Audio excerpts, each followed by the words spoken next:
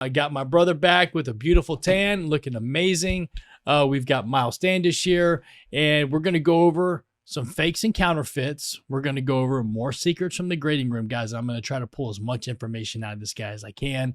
We're going to talk a little bit about Rob Oberth and the Roundtable group, and we're going to talk about Whatnot, something that we got into last week and had a great time with. So stay tuned. Joined us, and I'm happy to be here. Yeah, we're always. I got to tell you, this green room you guys got here, don't let anybody know about the green room at the podcast. You're not supposed to say anything. That barbecue chef, he's amazing. It's gourmet. People are going to come for the food. Aunt Pookie. Aunt Pookie in the house. She is amazing. Shout out to Aunt Pookie. I'll tell you, the green room at the Coin Shop podcast, do not tell anybody else about it. Yeah. Well, I think you kind of blew our cover. Sorry. Yeah. My bad. It's all good. It's all good. Glad to have you back. Good to see you. Nice to see you all. Yeah. Matt, you're looking good. Yep. Thank you. You're the hardest working man in coins with a tan like that. I appreciate that. I'll tell you what. Thanks for putting me on blast. Hard to work at the beach. Hang 10 Matt. I did go to the beach. And at least you used sunscreen. It was a much needed trip. Had fun. I didn't think you were going to a tanning bed. No, you don't look like Rudolph. Yeah, I did put sunscreen on. I this see time, that. So. You got a nice Hawaii little tan there going. Hawaii 5-0. Yeah. Guy's living large. Good for him. Good for him. Looking good. Looking good. Yeah. No, I appreciate it. It wasn't a compliment. It was just, I'm gonna take it. I take it as a compliment. Oh, dude. So, man, so I brought a bucket of some fun stuff that, some people are like, hey, do you have one or two of these fake coins that you could show off? And I was like, bro, we got buckets full of counterfeit coins. And it's something that we go over with all of our new employees to really, show them some of the ultra fakes, some of this, just the no doubt about it fakes. And then, well, this is hand-on experience that you give somebody that, they got to keep their guard up every day. Right. Every day. And, unfortunately in this business, well, let's not get negative, but fortunately in this business, there's plenty of opportunities to make money. Mm-hmm. You also have to know what you're doing, right? And you have to be able to distinguish against, the real and not real. And there's so many different variations of that. And some of them are really, really good. And some of them are really, really bad. And why not have one of the most storied graders of both major grading services? Well, 3, right? Yeah. I mean, ANX is. I did my time there. Yeah, ANX is. I like ANX, man. I like ANX. Yeah. I think they. When I was going through that box, I was amazed some of the quantity of different things. $1,804. You got a roll in there. Yeah, you got a roll of $1,804. You don't see a roll of $1,804 very often. I mean, even at the grading services, an $1,804 still shows up that's counterfeit. Hold on, guys. Let me give you a quick preview of what you don't want to hear. Yeah, little dead space. Anytime you hear no ringy dingy, that noise right there, that's not a good sign. Yeah, that'll give you that gives you a good indication that you're not dealing with something that contains silver. Yeah, every one of those coins was probably made in the millennium. They're not old counterfeits. No, these they're from China, and they really just got made recently. Where are they made from? China. Oh, okay. Let me give you a little example here. Hey, this thing doesn't autofocus. Boo. Okay, but there's a good version. And then obviously we have an awesome tech team that will show. Yeah, these aren't like the Vietnam $1,804 that the servicemen would come home from, or they sometimes opium dollars that you can open up and store opium on the inside. These are struck counterfeits. They're probably made in the last 5 to 10 years or less. Yeah. There's a couple really good ones. There's some proof silver eagles in there that, if you send them in a large group. Yeah. Here you go. Here's a Credit Suisse 1 ounce. That's pretty dangerous right there. Right there. If you're not really paying attention and the guy's got 25 of them or something, or and then he slips this one, let's take it out of the plastic. Yeah, he just buries it in his large pile. Yeah. You don't test them all. No. I mean, it's got the right weight. Here. I mean, it's got the right weight. Yeah, I'll tell you. Right? I mean, it's the density is there. For me on a gold bar like this, if you hand it to me, I'm going to think, well, he handed it to me. So it's And got to I'm- be good. Yeah, my intended thought is it's got to be good. And then I might look at you and say, but is it real? I don't know. Yeah, right. But that's, it's pretty scary the way the world works. Yeah, no doubt. So Remember, the criminals have more time to mess around and make things fake than we all do. Yeah. Learning about them for the time strains that we're under. They got time to mess with stuff. So one thing that catches my eye on something like this, guys, and it's just, if you can look at it, it looks pretty clear in my photo, but it's just the weakness of the strike overall. The Christmas of the letters. Yeah, and that's what a lot of counterfeits come down to, is the crispiness, Well, the coins work the same way ultimately. And that's what I'm saying. It's almost something that you can base. It's a baseline of all counterfeits. Is the crispiness, is the overall strike. Was this thing struck by hand, or was it struck by a machine? Yeah, the Right. term is weak fatty, Yeah. meaning the Christmas of the letters are weak and they tend to come fat Okay. Yeah. than what they normally authentic ones would have. Right. A little That's what, bulky. so in the grading room, you'd say on a counterfeit 2.5 Indian, it's a weak fatty counterfeit. Okay. Because the Christmas of those letters is either, it's weak in strike and fat in design. Cool. Yeah. So, this episode, having you back on, which is obviously a pleasure, and just, thank you very much for Glad to coming be back. here. Is Glad to come down to H-Town. Yeah, is to get a little bit more into the grading room and to dig a little bit deeper than we did the first episode. The first episode, we kind of danced around, some of the, just some of the nuance of the grading room. And I think this time, I want to dig a little deeper. Let's do a deep dive. I want to dig a little deeper.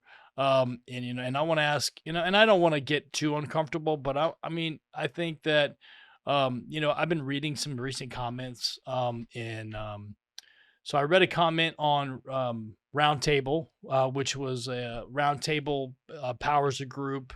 This is the Facebook group that Yeah, the Facebook group, the coin dealers helping coin dealers. They, which Rob Oberth does an amazing job of that, right? I don't know if you know Rob. I know Oberth. Rob very well. Exactly. He's really groundbreaking on Facebook with coin dealers, creating a group that's live 24 hours a day, Yeah, 7 days a week. It's one of the best systems out there. it's changed the game, in my opinion. Interesting. It's changed the game. You've got CCE, which CCE still has a purpose, right? It still serves its purpose. Coin dealers helping coin dealers is a whole nother ball game, though. And the way that they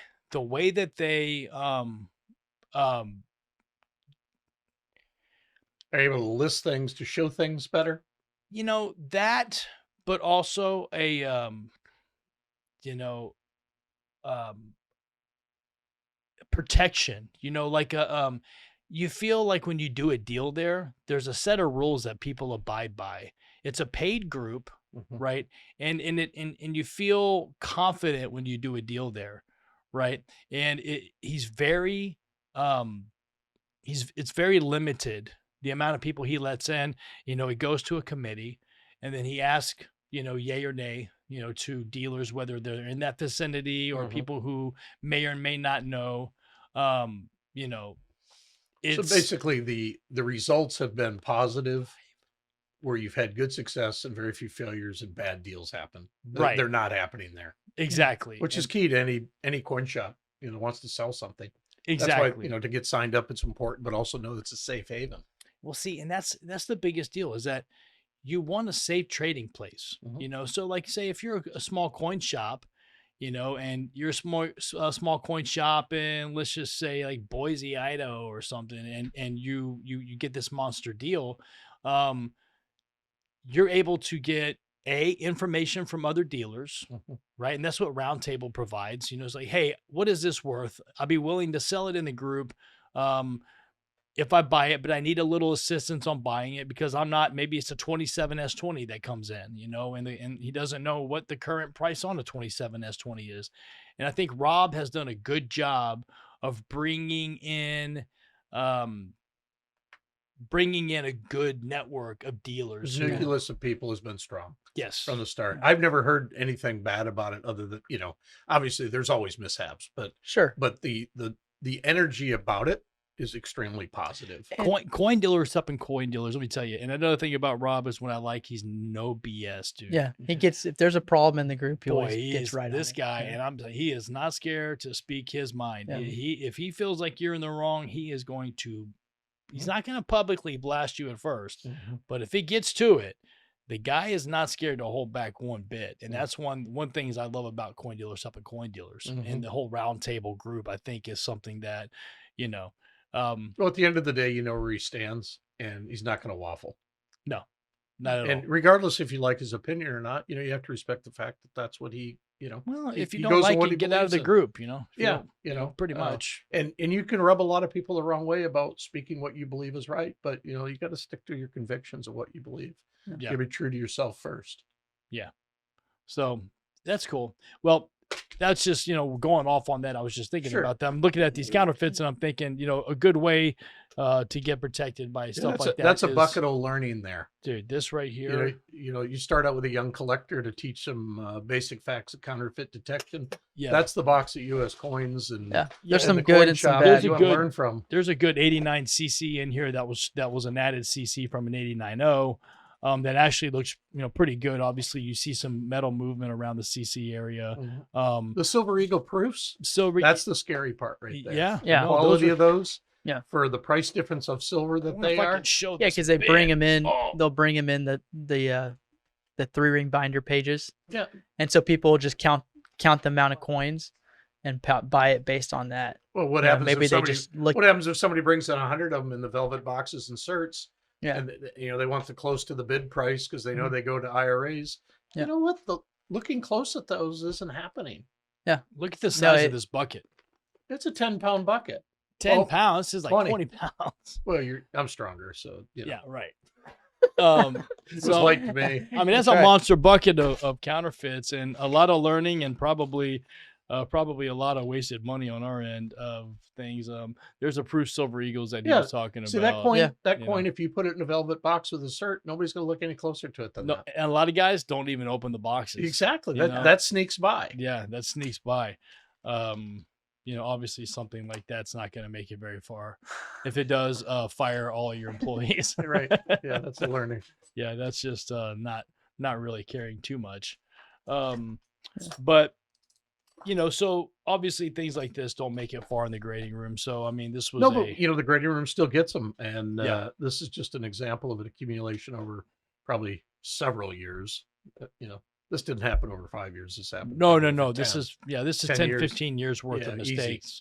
Mistakes or not even mistakes, but things just you came across. This is a counterfeit coin. Do you mind if I'll give you $5 if I can keep it so I can show my employees or teach my employees along the way, And most customers they'll give it to you. Yeah, and matter of fact, if anybody would like maybe a 10 or 20 coin pack of this on Memo, we're glad to share these with other companies so that they can teach their employees some of the easy, especially like the 89cc with the added mint mark.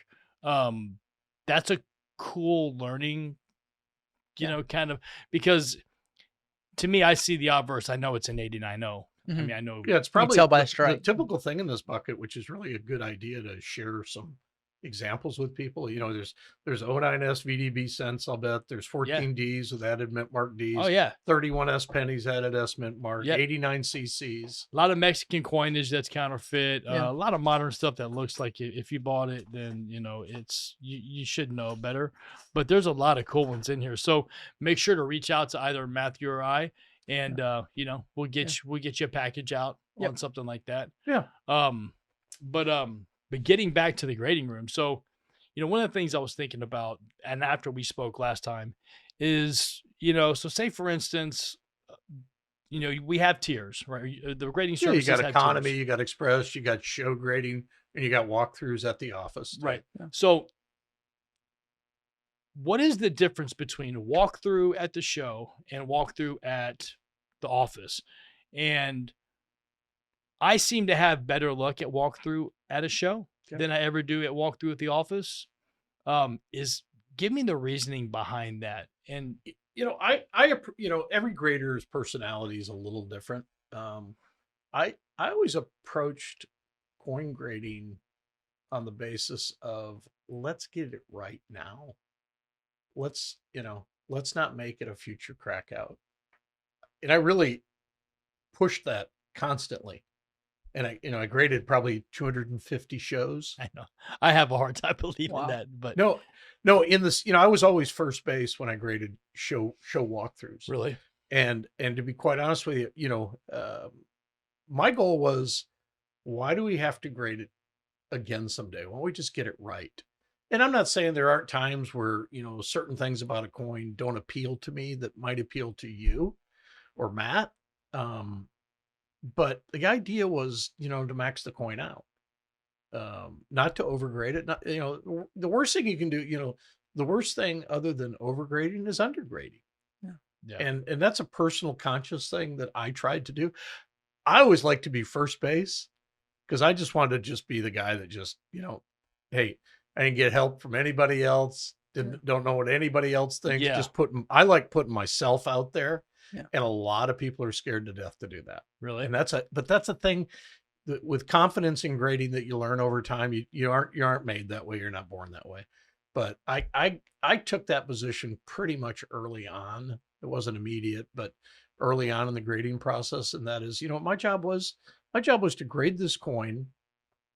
And I'm not saying that I don't undergrade a coin or make it so that, the coin has to be graded again someday. But the idea was to maximize it out of what it was. So like I envision like this like meeting before like the like a show, right? And it's like, okay guys, we're gonna be strong on silver dollars and we're gonna be strong on walkers. We're gonna be a little bit weaker on gold. Let's be a half a point weak on gold. And let's, because when I send in packages and I'm like, wait a minute, these guys are grading silver dollars. I'm finally making a bunch of silver dollars that I haven't made, in Express. I'm gonna ask you a serious question. Go ahead. Is that tongue in cheek, or are you really serious? No, I'm serious. No, I It's funny. honestly It's believe... funny. And I'm sure there's other graders that are going to watch this video. I don't remember any pre-parties of line discussion of coins. Really? I mean, zero. I mean, maybe there was like, that 33S Walker, we've gotten it 6-8 times and it's always been a 6+, and maybe it's me and I'll just say, yeah, I've just always been 7. Maybe that happens. We're talking about an individual date Minmark coin. We're not talking about a series. We're not talking the series discussions. I don't recall that ever. Really? And when I say the word recall, meaning no, that never happened. Recall sometimes keeps you in the loop of you didn't admit anything. Okay, so let me tell you from my side. So from my angle, like when I start getting packages back, so say a couple hundred coins go in and I'm looking at them and I'm like, wow, silver dollars are really, really hot. Wow, gold is really, really, really off. You know what I mean? And there's a huge discrepancy between what, I feel are nice coins in my packages, the way they set up. And I don't know, one starts to think, or the grader, I'll speak for myself as a grader. When I grade coins, I feel as sometimes that, not only does the tier make a difference, but show grading makes a difference versus, walkthrough at the office makes a difference. And I just feel like, it might be the convention center. It might be the air conditioning. It might be the vibe of the show. It might be the vibe of the grading room that day. Some people take the oxygen out of the room. Can you believe that? Some people take the oxygen out of the grading room and it's like everybody comes down for a little landing, if you know what I mean, on the final oomph of grading. right. But I will tell you this. See, I know a little bit more about you from this conversation. The biggest advantage that you have is, every coin in your package. Let's just take a 10-coin package. Every coin in your package personally and financially. Grader knows nothing. He just says, it's a 42p Walker. But, it might have been a coin that, God, I stretched a little bit on this 7. I hope I get that plus or the 8. Grader doesn't have that emotion from it. You do. Yeah. It's more about your feelings than the grader's feeling. Because the grader's job is just to grade it, but you've got much more tied to it. And I've always said this, and I told you this before we went on the show. I've always said the dealer knows the score of his inventory of submissions much better than the grading service. All right, but let's take a 34p piece dollar and 7, and let's look at the pops over the last 15 years, and then let's see how many 34p piece dollars and 7 have been made in the last. Can we stop 1 second? Right, Sure. we're right this subject. When you said pops, I've never looked at a grade sheet when I'm grading. I never looked at a pop report, and while I was in my grading history. Oh, maybe the conversation happens like, oh, it's the first one we've ever made. Oh, okay, Yeah. great. That's a great coin. But And I don't, and your computer system tells you that. no, not when you're a grader, not that screen. Okay. Grading screens don't have pops in it. So how does that? So how would that conversation with this is the Somebody, first one. somebody may have who's more into it. Yeah. I know. I'm only speaking for Miles. Yeah, of course. No, I mean, that's- I'm not a hunter. I was never a hunter. Believe me, if I knew like, hey, we got a Stella in and we called 1-8, that, that's few and far between. people are going to talk about Yeah, it, those kind of coins. But generally speaking, like, I'm sorry, a piece dollar. Yeah. They're great. They're great. They're great, really high grade like that. They're even Yeah. better. Right. I still remember, I think it was I don't know, 23D and 7. Okay. Piece dollar, which is a phenomenal coin. That nice. Yeah. I think it was a 23D, but somewhere around there. Those you don't forget, but generally speaking, I look at the pop report. What a great coins. And because you know what? I think the customers would respect the fact that, Miles sat down, he graded the coins on what he thought they were. The goal was to grade them right to as much to the standard as he possibly could, maximizing the coin. And, I remember years ago, somebody came and test graded. And this is probably, 1988 or 87. That's a long time ago. And the guy's sitting there with a grade sheet. And he's grading. And to be quite honest with you, 1987, I'm like 23 years old. And I'm like, no, we just grade them here, man. Yeah. Grade sheet doesn't matter, right? He was using a grade sheet to grade every coin in the box. Right. But it was like, he didn't make it. I'll say, recently, and we're talking about recent coins, I've seen two $86.65 being made, which is a very low pop at PCGS, and PCGS is There's less than 5 coins, I think. Right. And then recently 2 back to back or something, right? To me, were they raw coins or cracked out coins? I have no idea. Interesting. 86.0 is a pair of them. They must have come somewhere special. Yeah. Did you see the coins? Did you like them? Yeah, I did. I guess. You didn't like them. No, I do. I mean, my point is that I just feel like, there's this threshold where, it's like we need to open the floodgates, Yeah. I don't know the circumstances. Obviously, 86.0, you got a 35 plus year history of these coins getting put in holders. You'd hope you hope they graded them accurately.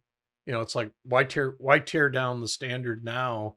And, well, it's a coin that traditionally is weak struck, obviously, because of the it's pop rough. and fine. I mean, it just doesn't come nice. Yeah, it doesn't come nice. Yeah. So if you know that, yeah, I hope they're great coin. I hope they easier stand to the grade test of time for the grade.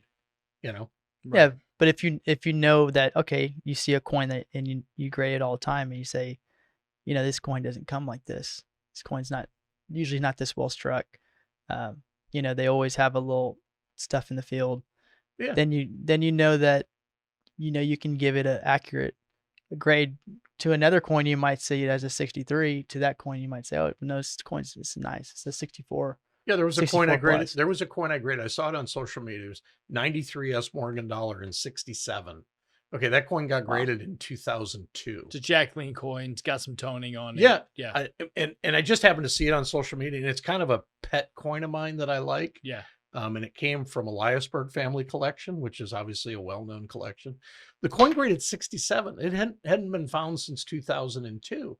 But I saw that I saw in the social media post, it traded for 1.2 million. And that's Wow. that's 25 years after the grading services started. This coin pops up. Yeah. But I look at that coin today, I think it stands the test of time. No doubt. What a killer coin, Yeah, too. yeah. Right. 93S and 7. Yeah, we graded. I remember Yeah. grading that at the a trade show in Baltimore. Wow. And, we pulled out John Love, even we wanted Johnny Love to look at it. And, Really? yeah, Yeah.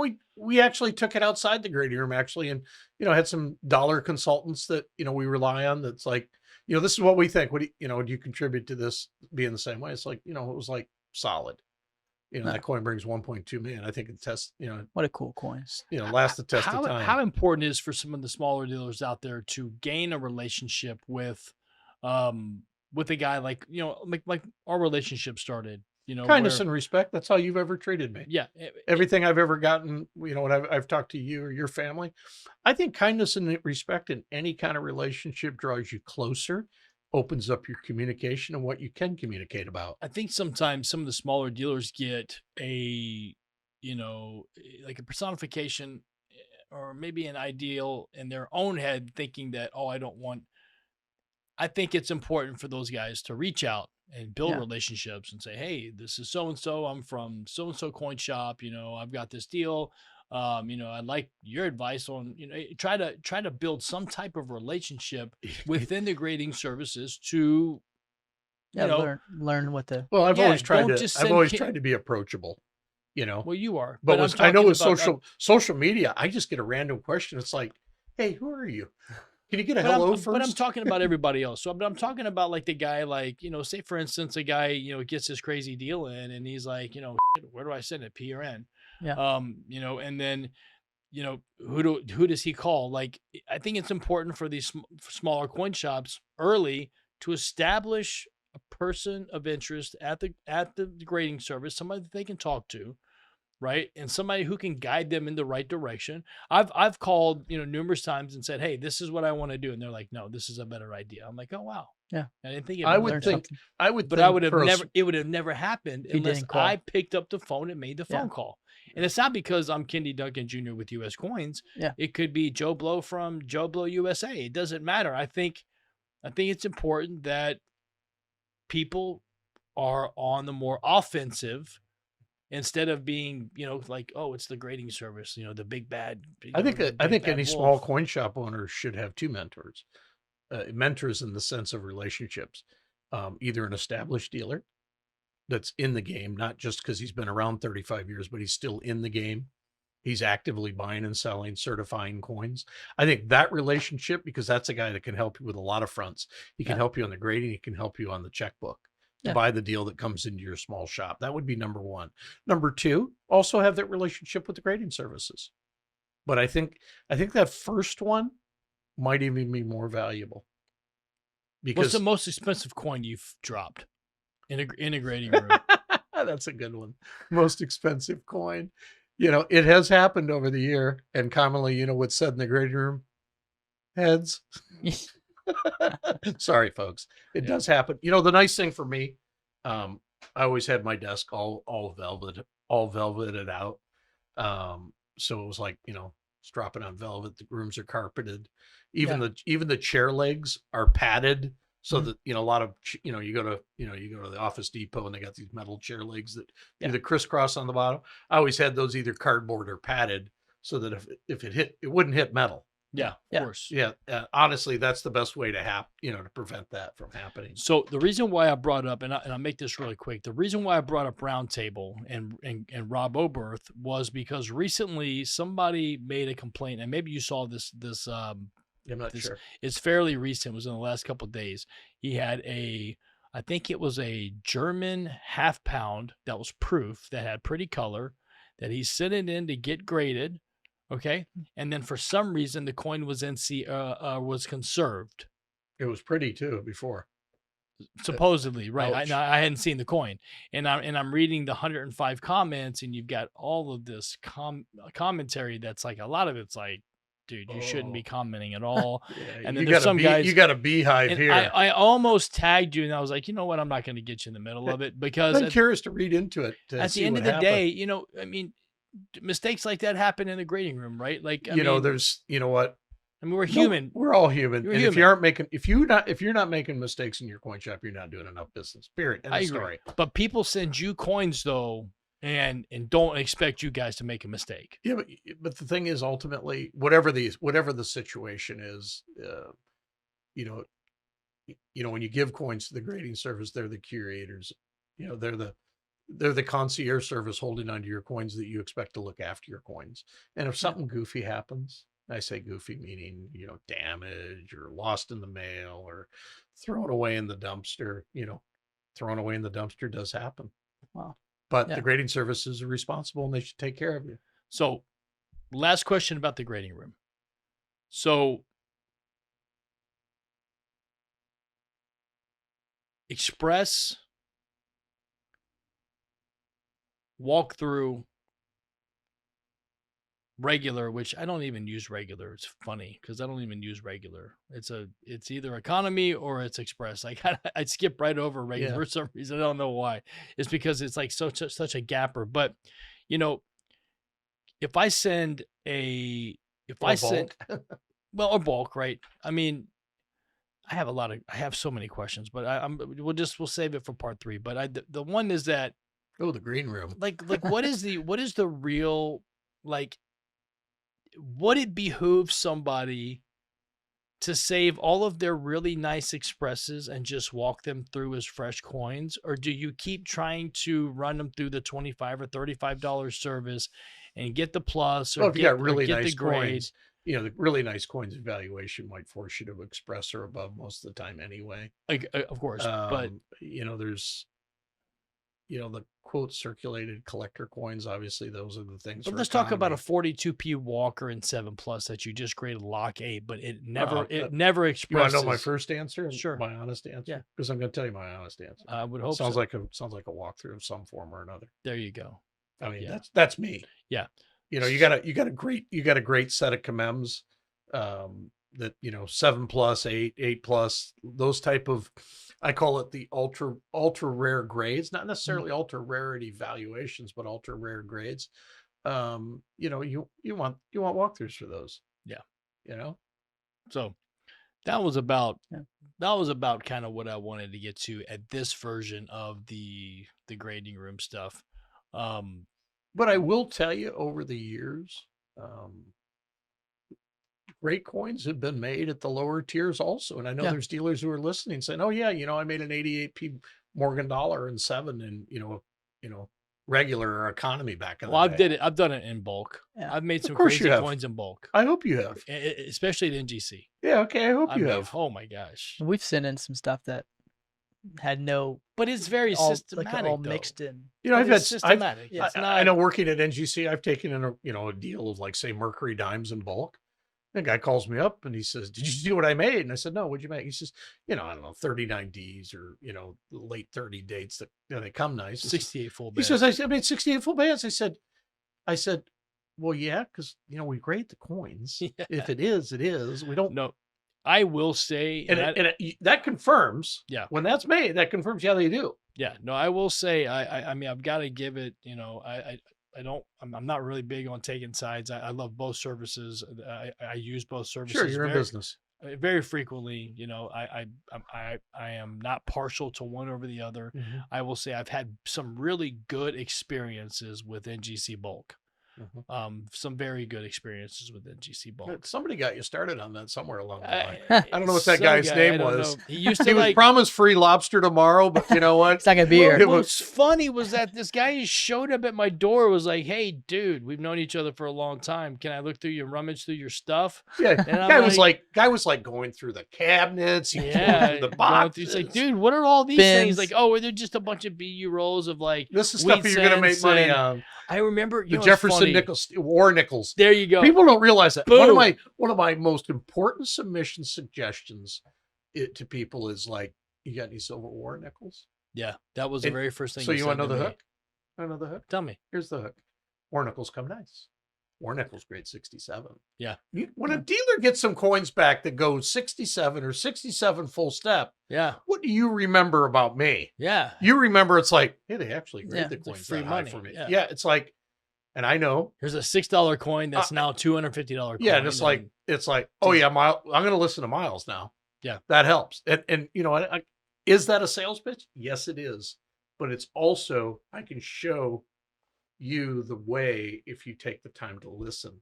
right. And that when you started there, you went somewhere else and did more. Well, and over that's a time, right? and that's It's a trust builder. It's a trust builder. Well, it's a trust builder and it's a revenue stream, Yeah. right? And as we start to get into revenue streams, Yeah. we start to think about, okay, now we have all of these, now I send my bulk cents in, I send my bulk war nickels in, I send my bulk, there's obviously some better non-silver dates that grade 6 or 7 full steps that are worth a whole bunch of money. They're like, whoa. Kennedy halves, like dollars. I mean, I don't necessarily play that game. I told a big secret with the war nickel deal. Yeah. I've never told that publicly unless I've just talked to a dealer individually one at a time. Really? Yeah. So what I want them to do, if anybody's watching this podcast, because I know it's got to be more than just the three of us. Yeah. Look at the camera and tell them. Just tell them, put attention, Miles, on the invoice. See what happens. Let the Coin Shop podcast know, did it work? Yeah, I'm curious. You learned it here. Am I right? Yeah. Yeah, I'm They curious. learned it here first. But I'm expecting good results because I'm gonna look like a genius again. okay. So adding on revenue streams, recently we've been branching out a little bit on the social media stuff. You've been everywhere and whatnot. Yeah. And whatnot, right? Everywhere and whatnot. Yeah, Exactly. we've taken on, we've kind of stepped out of our comfort zone a little bit, and we've gotten into, some things we're not really ready yet to talk about. I had a meeting with these people, and they seemed to be aggressive, wanting to help our marketplace and help our dealers. The meeting that you and I took. Yeah, exactly. Yeah, that was with Kevin at Whatnot. Super, super, super nice guy. Absolutely. Very on top of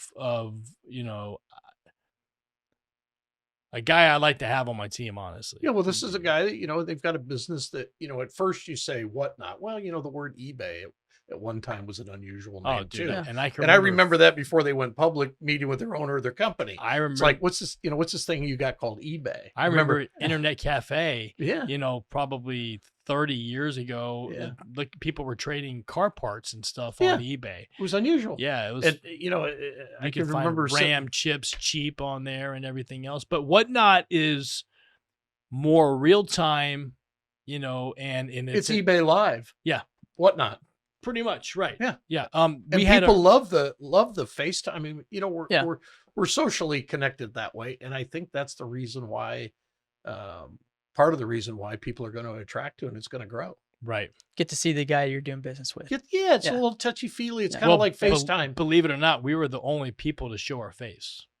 One of the very few people to show our face. That's right, because everybody else is showing project. Yeah, everybody's showing product, a lot of product. They've got little strobe lights and this. Yeah, and that was my one thing with Kevin, is I was very blunt with them, and I was like, listen, I love your platform and I love your idea, and I think it's great. I'm not sure it's 100% something for us. As we start to like. Yeah, well, you have to try all things a little bit. In our spectrum of the world. I mean, I'm not saying you have to be in all kinds of markets, but it's like, okay, well, there's something here. You're going to give it a best shot and see what you can expand about it, see what you can create from it. In a short period of time, we did very, very well. Our engagement was, I think we ended up with close to 500 followers in a 2-hour show. Yeah. We sold. Those are probably 500 unique people that you haven't met before. Yeah. I gave away. Phenomenal. Yeah. I went a little crazy with the giveaways. Kind of gave away a bunch of free shit, stuff. And, but 500 followers in a 2-hour show, and it's the first time you've ever done it. Yeah. I think you've hit the tippy top. I mean, that's pretty amazing. I think people liked it. We got great feedback. The platform itself, I like a lot, man. It's we're still kind of learning how to work out the kinks, and like I was speaking with Dan earlier and Dan Duncan, and we were trying to figure out what we need to do better on our end for a more successful show, later on. And overall, my Whatnot experience was amazing though.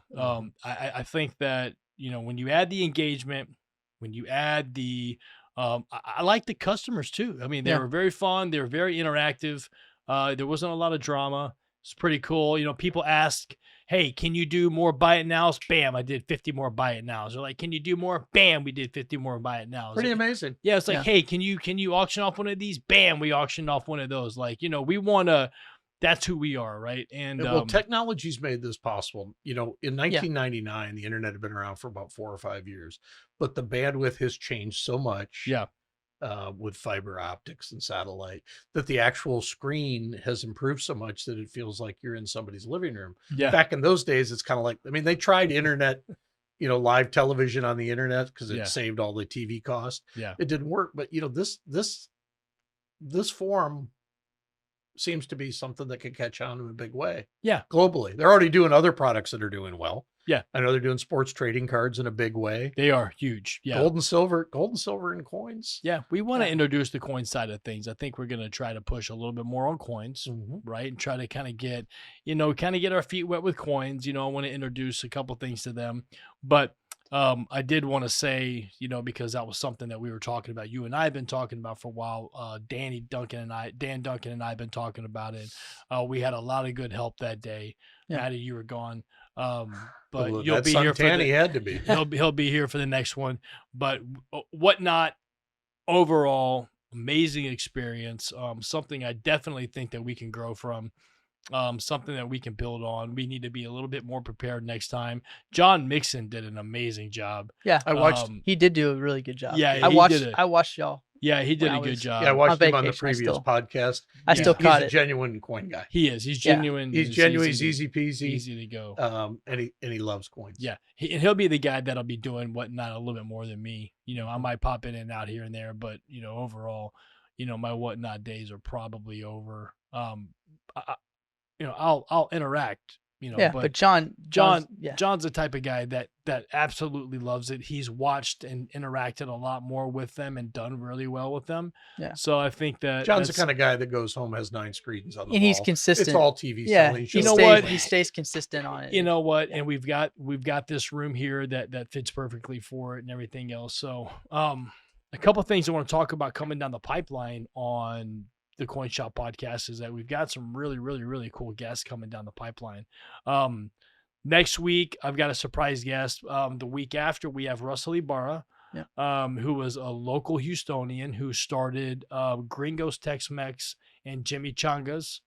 So we're getting rid of the barbecue in the green room. We got Tex-Mex We'll coming. be doing next time? Tex-Mex, yeah. I'm coming back when he's here. But man, Russell is Is he an advertiser? Or is he going to teach you about Mexican food for the coin shop? What's the no, story? The guy's an entrepreneur and probably one of the most solid human beings I've ever met. And does he have multiple businesses? He has- Okay. I want to take a stab and say maybe 15 to 20 Oh, wow. Gringos Tex-Mex is a huge He's an icon in the area of a business. big time. established. Yeah, no, the guy is, and like I said, he's well known, well liked, just a super solid guy.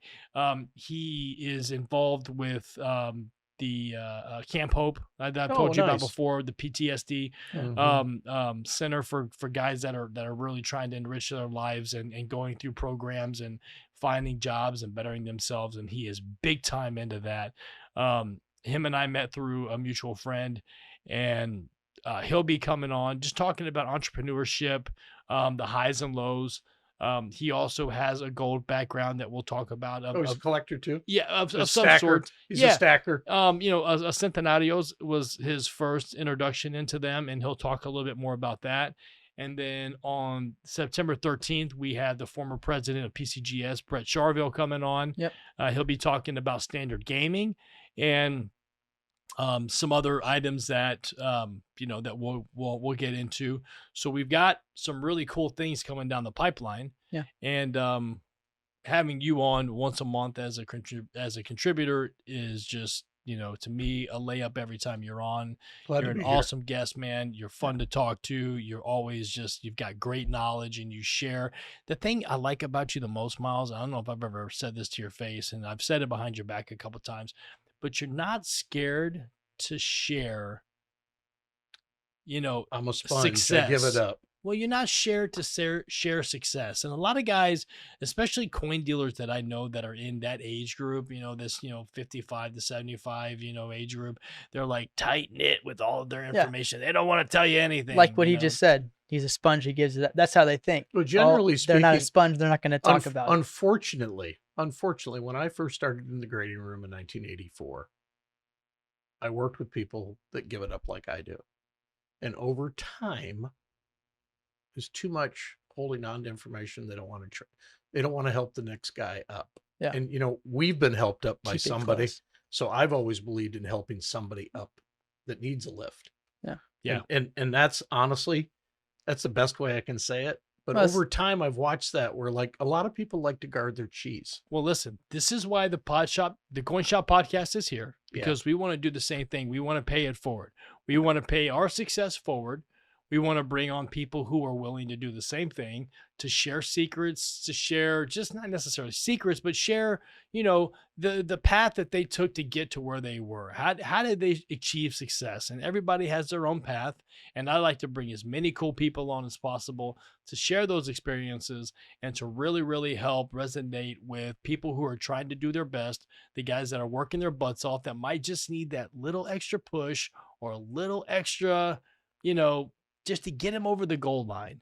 And that's what this whole thing is about. So I think every coin shop in America that is either been around for many, many years or just a short period of time, this is here to help them. Yeah. Well, I want to appreciate everybody for listening in. Guys, if you have questions or comments in the future, thank you very much for tuning in. We're always available. Myself and Matthew, we're here all the time. Miles is around a lot too. Maybe we can Try to show up for your show when I get a call for it. That's great. No, you've been awesome, man. I really appreciate it as always. Seriously. Another good show, guys. Thank you so much for tuning in. We'll catch you. Like I said, we've got some really cool things coming up. I've got one special guest that I can't share yet because I haven't got him locked in, but I'm really, really, really, really close. So I'm working hard on it. And I promise to always give you good content, honest content, things that are going to help. So keep tuning in. Thank you very much. Thank you very much. TheCoinShopPodcast.com. Check us out. Like, subscribe. Instagram, Facebook, all that other stuff, whatever it is, we really need your support and we ask for it and we really appreciate it. Thank you guys so much.